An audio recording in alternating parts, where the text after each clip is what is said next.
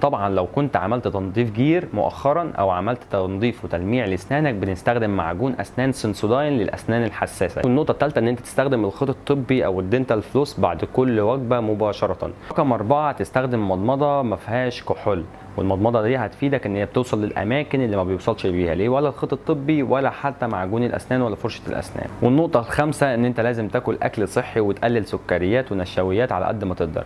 ولو نفسك في سكريات ونفسك انت عادي ما عندكش مشكله ومش خايف على صحتك قوي، حاول على قد ما تقدر تجمع السكريات اللي انت بتاكلها في مره واحده على مدار اليوم، وتمضمض بقك بعديها، وبعد كده تغسل سنانك بعديها بنص ساعه على الاقل. والنقطه رقم 6 حاول تشرب ميه بكميات كتيره، لان الميه غير ان هي مفيده لصحه اسنانك مفيده لجسمك بشكل عام. رقم 7 الناس اللي عندها عادات مش كويسه على مدار اليوم زي التدخين وشرب القهوه بكميات كبيره وشرب الشاي بكميات كبيره، نحاول على قد ما نقدر عشان نمنع التصبغات والاضرار بتاعه السنان ان احنا نقلل الحاجات دي شويه.